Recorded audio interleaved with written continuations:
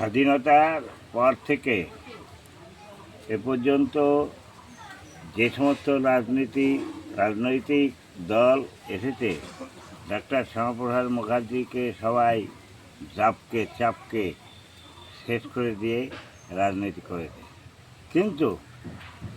কিন্তু এই রাজনীতি আজকে যেখানে বীজ বপন করা হয়েছিল, সেখান থেকে আজকে সেই বীজ ফুটে উঠেছে এবং মানুষরা বুঝতে পেরেছে যে কারা এই দুর্নীতি দুঃশাসনের সঙ্গে জড়িত ছিল।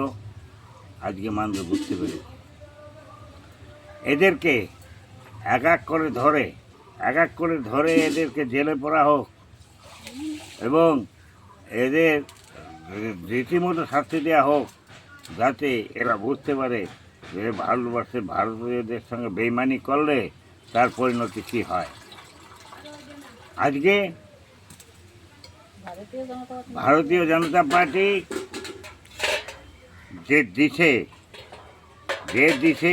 যে ক্ষমতা দেখিয়েছে অভাবনীয়, ভাবতে গেলেও গায়ের কাঁটা শিউরে উঠবে। আজকে একটু চেষ্টা করুন তো, একটু চিন্তা করুন তো যে কীভাবে ডাক্তার শ্যামাপ্রসাদ মুখার্জিকে কাশ্মীর জেলে বন্দি করা হয়েছিল, কেন তাকে এইরকমভাবে বন্দি করে কাশ্মীর জেলে তাকে শেষ করে দেওয়া হলো। এবং তার প্রতিদান আজকে ভারতবাসী বুঝছে এবং ভারতবাসী তার প্রতিদান দিচ্ছে। এই প্রতিদান ডাক্তার শ্যামাপ্রসাদ মুখার্জি যদি না করতো, তাহলে আজকে আমরা কোথায় থাকলাম? আমরা সব পাকিস্তানের অন্তর্গত হয়ে যেতাম। পাকিস্তান জিন্দাবাদ বলতে হতো। আজকে কোথায় দাঁড়িয়ে বিজেপি জিন্দাবাদ? আজকে কোথায় দাঁড়িয়ে তৃণমূল জিন্দাবাদ বলছো? তৃণমূল করছো, সিপিএম করছো। তোমরা তো সব বেইমানি করেছো।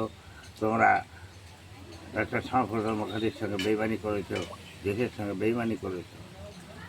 এই বেইমানি ভুলছি না, মানুষ ভুলবে না। মানুষকে এর যোগ্য জবাব দিতে হবে। কেন ডাক্তার শ্যামাপ্রসাদ মুখার্জির সঙ্গে এই বেইমানি করা হয়েছিল? কেন জিন্নার সঙ্গে হাত মিলিয়ে এই স্বাধীনতা সংগ্রামীদের সঙ্গে বেইমানি করা হয়েছিল? আজকে বেইমানি করার মুখোশ খুলে গেছে। আজকে ভারতবাসী বুঝতে শিখেছে, তারা দেখতে শিখেছে যে এই দেশের শত্রু কারা। এদেরকে এক এক করে চিহ্নিত করতে হবে এবং এদের জেলে ভরতে হবে। এই বাঙালির রক্তে মরিচঝাঁপি নদীর জল লাল হয়ে গেছে। এই বাঙালির রক্তে নদীর জল লাল হয়ে গেছে এবং বাঙালি প্রাণ দিয়েছে, মান দিয়েছে। তবু বাঙালি আজও মাথা উঁচু করে দাঁড়িয়ে আছে। জয় হিন্দ, বন্দে মাতরম, ভারত মাতা কি জয়।